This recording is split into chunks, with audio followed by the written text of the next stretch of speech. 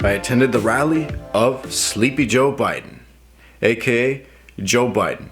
Who was there? Amy Klobuchar was there. It is time for a president that represents all of America, including people in the middle of this country, at a time when we see people in extremes that are trying to drown out people.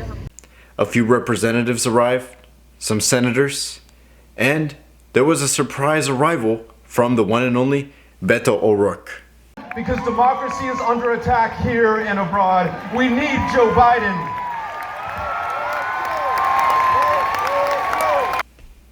I have never seen Beto up until this point, until I've seen this rally, and it was interesting. But this is something I learned from just watching this rally, because it was actually probably the first political rally that I've ever attended, and there's some patterns that I've picked up that confirm what people have told me for a long time, and just some new stuff that I'm just beginning to learn. There's when you watch a president or someone or a politician showing off their supporters and they're on TV, their supporters are holding signs that have their name on it or represent their color. You've seen it, and it's a phenomenon that I just picked up on, and it's something that politicians use to make it look like they have a lot of support. And I'm not saying that Joe Biden had very little support during this rally. He had a lot. There was a line that was half a mile long outside of the building. But it's kind of an interesting illusion. The lighting, the theatrics, it just reminds me of what you set up for a movie theater or for a play that you're about to start. You need to get your lights right. You need to make sure the right colors are in the right places. Like, for example, in this video, in every Estebanation video, I make sure that this light over here is adjusted so that it looks good with my skin color.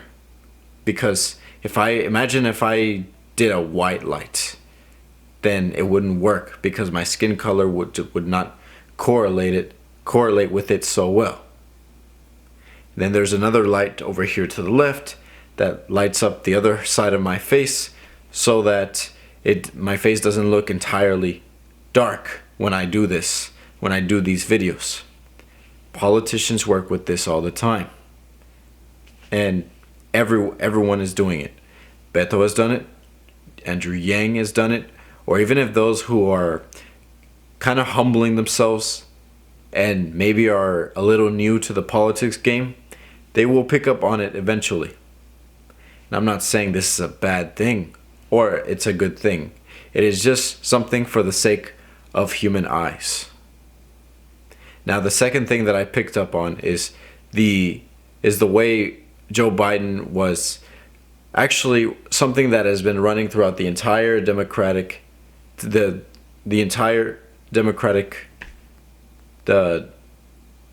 National Convention, the Democratic National Convention.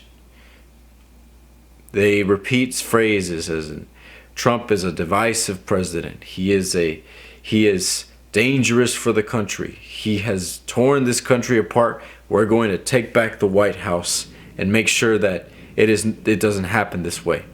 This is not a new phenomenon.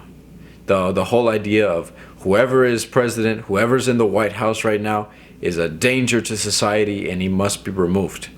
When John Adams was president, when some of the founders were president after the United States was established in 1776, there are newspapers that say that this president is very dangerous for people who believe in God. He might be the impersonation of the devil himself. I'm not making this up. This is exactly what has been written in the newspapers back then, and what people thought of past political candidates from 200 years ago. Not a new phenomenon. But when a politician is repeating phrases and certain key phrases that really it seems to click with people's heads, and repeat it enough, it's as if it's the truth. It's what Joseph Goebbels said about the truth. Goebbels was the minister of propaganda for Nazi Germany. He said that if you say the truth, if you say a lie one time, it's a lie. But if you say a lie 1,000 times, it becomes the truth.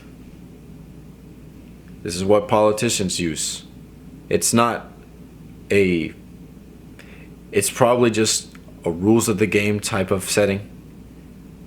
Sure, a politician can learn about pathos, logos, and ethos, and understand Machiavellian tactics, study that, but it comes down to knowing what you want to repeat, when do you want to say it, to who you're going to say it, and what kind of tone of voice do you want to say it in?